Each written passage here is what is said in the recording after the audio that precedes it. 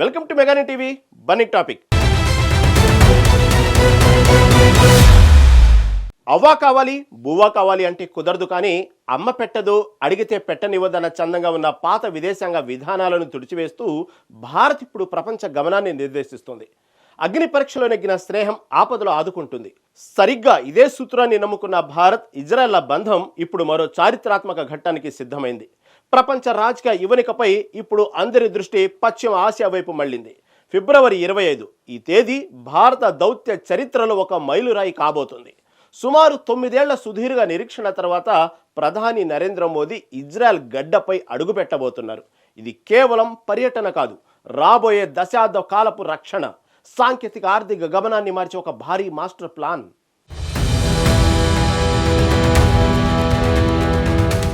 మిత్రుడు అంటే ఆపదలో అండగా ఉండేవాడు, యుద్ధకాలంలో వెన్నుదన్నగా నిలిచేవాడు, కష్టకాలంలో ఆదుకున్నవాడే అసలైన బంధువు అన్న సామెత భారత్ ఇజ్రాయెల్ బంధానికి అతికినట్టు సరిపోతుంది. 2017లో మొదలైన ఒక నవశకం ఇప్పుడు 2026లో మరో చరిత్రను లిఖించబోతోంది. ఫిబ్రవరి 25న ప్రధాని మోదీ టెల్ ఆవిన్లో అడుగు పెడుతున్నారంటే అది కేవలం పర్యటన కాదు, ప్రపంచ గమనాన్ని మార్చే ఒక మహావ్యూహం. ఇజ్రాయెల్ ప్రధాని బెంజమిన్ నెతన్యాహు గతంలోనే ఒక సంచలన వ్యాఖ్య చేశారు. మేము భారత్లో తప్ప మరే ఇతర దేశంతోనూ ఇటువంటి రక్షణ ఒప్పందాలు చేసుకోము అని ఆయన ప్రకటించడం ఇరు దేశాల మధ్య ఉన్న అపారమైన నమ్మకాన్ని తెలియజేస్తుంది. ప్రపంచంలోనే అత్యుత్తమ రక్షణ సాంకేతికత కలిగిన ఇజ్రాయెల్ తన అత్యాధునిక స్పైక్ క్షిపణులు బారాక్ 8 వంటి రక్షణ వ్యవస్థల సాంకేతికతను భారత్తో పంచుకోవటానికి సిద్ధమైంది. ప్రపంచ దేశాలన్నీ ఆయుధాల కోసం క్యూ కడుతుంటే ఇజ్రాయెల్ మాత్రం తన గుండెకాయ లాంటి టెక్నాలజీని కేవలం భారత్ కోసమే అంటిపెట్టింది.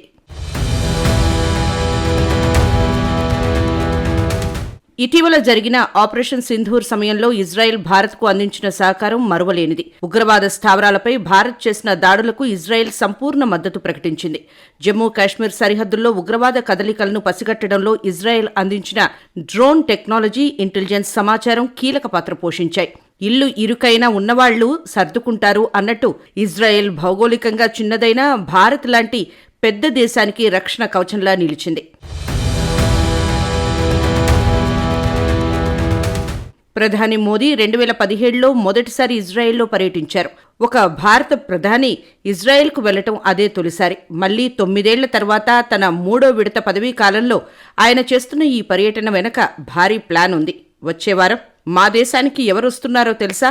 నరేంద్ర మోదీ వస్తున్నారు అని నెతన్యాహు అమెరికన్ యూదు సంస్థల సమావేశంలో ఎంతో గర్వంగా ప్రకటించారు. ఈ 2 రోజుల పర్యటనలో మోదీ ఇజ్రాయెల్ పార్లమెంట్ నెస్సెట్ను ఉద్దేశించి ప్రసంగించనున్నారు.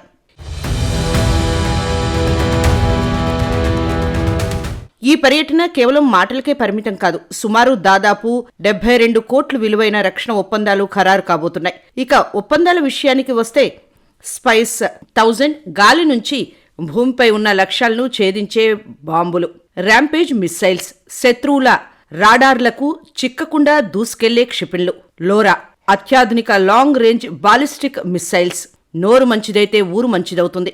మన ప్రధాని మైత్రి మంచిదైతే శత్రువుల గుండెల్లో రైళ్లు పరిగెత్తించే ఆయుధాలు మన సొంతమవుతాయి. ఇప్పటివరకు మనం ఆయుధాలను కొనుగోలు చేసేవాళ్లం, కానీ ఇప్పుడు ఇజ్రాయెల్ సహకారంతో భారత్లోనే ఆయుధాలను తయారు చేసే స్థాయికి ఎదిగాం.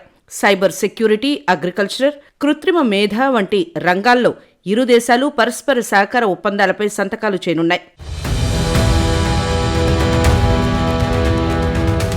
అవసరానికి ఆదుకున్నవాడే అసలైన స్నేహితుడు అంటారు పెద్దలు. ప్రస్తుతం అంతర్జాతీయ వేదికపై భారత్ ఇజ్రాయెల్ బంధం సరిగ్గా అలాగే కనిపిస్తోంది. సాంకేతికతలో మేటి, రక్షణలో సాటిలేని ఇజ్రాయెల్ 140 కోట్ల జనాభాతో ప్రపంచానికే అతిపెద్ద మార్కెట్గా మారిన భారత్, ఈ రెండూ కలిస్తే ప్రపంచ ముఖచిత్రమే మారుతుంది. భారత్ ఇజ్రాయెల్ మధ్య సంబంధాల్లో రక్షణ రంగం వెన్నెముక వంటిది. కేవలం ఆయుధాల కొనుగోలుకే పరిమితం కాకుండా మేక్ ఇన్ ఇండియాలో భాగంగా సంయుక్త ఉత్పత్తికి ఇరు దేశాలు మొగ్గు చూపుతున్నాయి. Drone technology, anti missile systems వంటి వాటిలో ఇజ్రాయెల్ సహకారం భారత్కు కీలకం. పాకిస్తాన్, చైనా వంటి పొరుగు దేశాల సవాళ్లను ఎదుర్కోవడానికి ఇజ్రాయెల్ అందించే అత్యాధునిక నిఘా పరికరాలు భారత్ సైన్యానికి కొండంతాండ. నీరు లేని చోట సిరులు పండించడం ఇజ్రాయెల్కు వెన్నతో పెట్టిన విద్య. భారత్ వంటి వ్యవసాయ ప్రధాన దేశానికి ఇది వరం. సాగునీటి కొరత ఉన్న ప్రాంతాల్లో ఇజ్రాయెల్ మైక్రో ఇరిగేషన్ టెక్నాలజీ విప్లవం తీసుకురానుంది. ఇప్పటికే భారత్లో పలు రాష్ట్రాల్లో ఇజ్రాయెల్ సహకారంతో వ్యవసాయ నైపుణ్య కేంద్రాలు నడుస్తున్నాయి. మోదీ పర్యటనలో వీటిని మరింత విస్తరించడంపై చర్చలు జరగనున్నాయి. ఇజ్రాయెల్ ఒక స్టార్టప్ నేషన్.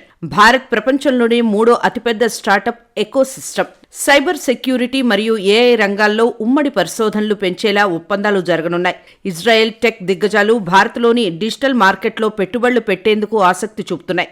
పులిని చూసి నక్కవాత పెట్టుకున్నట్టు కాకుండా పులితోనే స్నేహం చేసి సామ్రాజ్యాన్ని కాపాడుకోవటం అనే చందాన భారత్ తన విదేశీ విధానాన్ని మార్చుకుంది. ఇండియా, ఇజ్రాయెల్, యుఏఈ, యుఎస్ఏ కూటమి ద్వారా మధ్యప్రాచ్యంలో భారత్ కీలక పాత్ర పోషిస్తోంది. ఇజ్రాయెల్తో బంధం బలపడటం వల్ల మధ్యప్రాచ్య దేశాలతో భారత్కు వాణిజ్యపరంగా సులభతరమైన మార్గాలు ఏర్పడుతున్నాయి. టెక్నాలజీ ఉన్నా దానికి తగిన మార్కెట్ లేకపోతే ప్రయోజనం లేదు. భారత్ కేవలం ఆయుధాలు కొనే దేశం మాత్రమే కాదు. మొబైల్స్ నుంచి మెడిసిన్ వరకు ఇజ్రాయెల్ కంపెనీలకు భారత్ ఒక అద్భుతమైన మార్కెట్. భారత్ నుంచి నైపుణ్యం కలిగిన కార్మికులు, ఇంజనీర్లు ఇజ్రాయెల్ అభివృద్ధిలో భాగస్వాములు కానున్నారు.